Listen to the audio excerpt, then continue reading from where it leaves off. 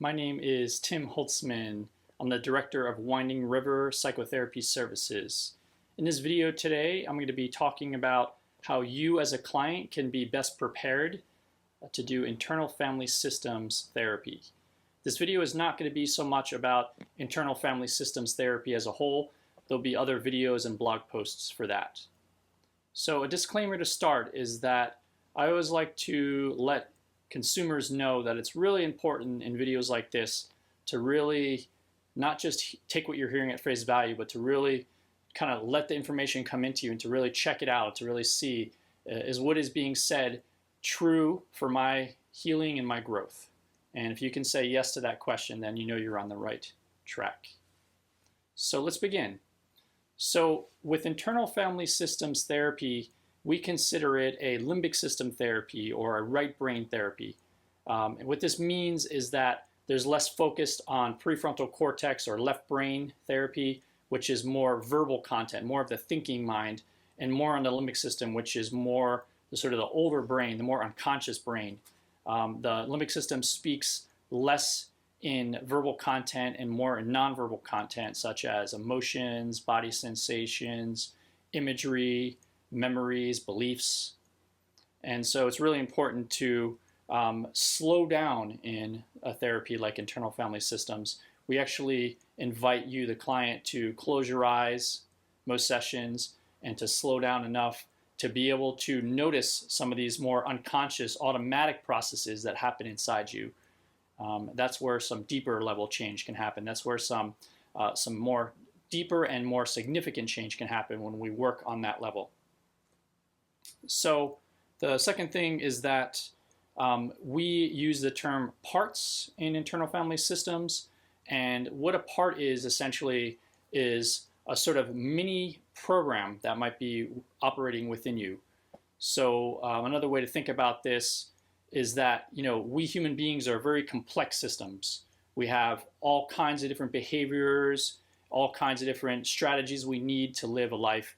And so over time, we develop little mini programs or little parts of ourselves that work especially well when we first develop them. And they operate unconsciously eventually, and then they could be operating and acting out in our lives in ways that we don't even know. And so we treat these as parts, and we'll talk more about that as we go in this video, but essentially we treat them as parts so that we can hone in on them and we can perhaps update them so that they serve us better. The first point I want to make is that you as the client who is in internal family systems therapy, it's really important for you to try to come into sessions and work on one thing each session. Now, of course, day-to-day stressors happen and there is room for you to come in and talk more generally about your life some weeks, but I generally encourage clients to try to aim for at least half the sessions or more where they're coming in and they're working on one specific aspect of their life that they want to see change on. So with internal family systems, we generally want you to choose a part, and you can either come prepared to work on a part of yourself, or you can spend the first 5 or 10 minutes using this session to kind of decide what's alive for you in that session, what feels important to work on that session, and then spend the rest of the session talking about that choice or that part. So it's also useful sometimes in internal family systems therapy to choose to continue working on a part from a previous session. Now, a part is generally a sort of theme from your life that you keep running into, or a challenge you keep running into, or it could be a personality quality that you know about yourself that you're wanting to see change on. So the basic point here is that as an internal family systems client, we want you to really try to focus on what matters most, on what you really want to see change on. So the second point I want to make is that it's really important for you, the client, to learn how to work with the limbic system. As I mentioned earlier, the limbic system speaks less in verbal content and speaks more in body sensations, emotions, imagery, memories, beliefs. And so it's a less familiar part of the brain for most of us. We're all pretty good about talking about our thoughts. Some of us are good about talking about our emotions, but less of us are good about accessing sort of more of this nonverbal content of the limbic system. And so one of the tricks is that in order to really talk about our experience of the limbic system, we often do need to put words to it. So we kind of use the verbal brain to interpret the nonverbal brain. And your therapist will help you get good at that. So another key of working with the limbic system is that it often requires you, the client, to take some intuitive leaps, to even perhaps let yourself be a little bit creative in describing some stuff. An example is that maybe you notice a body sensation, and we as a therapist try to keep you with that body sensation. Maybe it's like a feeling in your chest or in your stomach, and we might ask you, like, okay, are you noticing any heat there or coolness there? Does it seem to be more of a pushing sensation or a pulling sensation? And so it requires you to kind of really feel into your experience and to maybe to name some things you're not comfortable with. Same thing with images, is we might ask you to stay with the image and see how it unfolds in your mind. Now, the thing about working with the limbic system is that it sometimes does require some kind of slightly woo-woo language. When we're working with parts, what we're really doing is we're working with neural networks, sort of parts of your brain that have stored memories and experiences and kind of built up some strategies. And we often try to have your different parts become more in harmony or cooperate more. And so this often will require some questions that you're not familiar with, and see if it feels okay to answer those questions. And then if something just feels too strange, you're always welcome to just say so. The second point I want to make is that it's really important for you, the client, in IFS therapy to try to be as kind and gentle to yourself and to all of your different parts of your personality. So what we know from ancient traditions such as Buddhism is that when we react with criticism or react with frustration towards ourselves, we tend to inflame our emotional system in unproductive ways. So the analogy I always like to give is like when you throw a rock on a lake, you can see this really nice, neat, clean, sort of ricochet on the lake. You see the ripples really cleanly. Throw one rock and then throw a second rock, and it's just complete chaos. Such is the mind too. And so if we can practice meeting our various parts with kindness and gentleness, we can see more clearly, we can feel more clearly, and the sessions go much more productively. Of course, that's not always possible.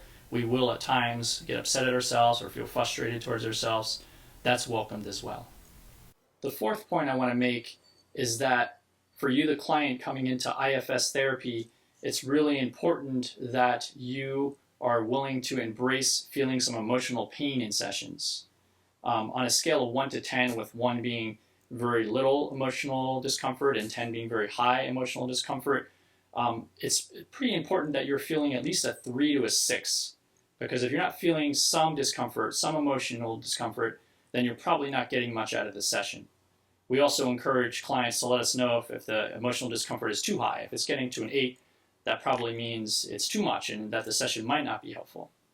So one of the beautiful things about feeling emotional discomfort is that it is very likely to be a sure sign of growth. We know when we're feeling some emotional difficulty that we're sort of headed in the right direction. It doesn't mean that some pain is not useful, because that is the case sometimes. But if you trust your therapist and you feel like the therapy is productive, then most likely feeling pain in session is a good sign. So the good news here is that after a good IFS session, you're more likely than not to actually feel really good, to feel like you did do some good work, and to feel like you have released some emotions that are in your way. We're going to, of course, be as gentle as possible and try to, not have you feel pain that you don't need to feel. But again, the most important thing is that you're willing to come in and look at things that aren't easy and to feel some emotional pain. The fifth point I want to make is regarding allowing your therapist to guide you through the process of IFS therapy. What this means is that we encourage you, the client, to try to let yourself be led and to kind of flow with what the therapist is leading you through as much as possible. This doesn't mean that you are passive and you don't speak up. It's very important for you to speak up and to name it when something doesn't feel right to you. However, as much as possible, try to flow with it. With IFS, it's almost like a psychological surgery. If we use the analogy of someone getting physical surgery, perhaps to reset a bone in their leg, what does the doctor do? The doctor first cuts the skin, then kind of folds it out of the way, then accesses the bone from the right angle and resets it. So it is the same with IFS therapy, is that we're first getting to know certain parts of you, we're then having those parts kind of make way and kind of get out of the way, and then access some of the deeper wounds or hurts that you experienced in your past, and then help heal those wounds.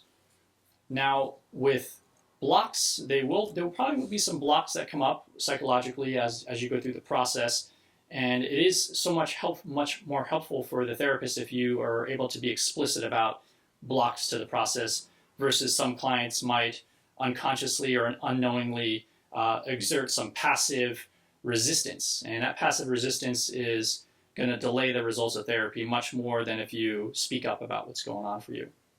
That's what I have for you today. I hope it was helpful, and if you want to learn more about internal family systems therapy or other types of therapy that we use, you can stay in touch with us via our blog, and our website is windingriverpsychotherapyservices.com. We're mainly an online therapy group. We specialize in online IFS therapy, EMDR therapy, anxiety therapy, and couples therapy. So thanks again for stopping by, and be well.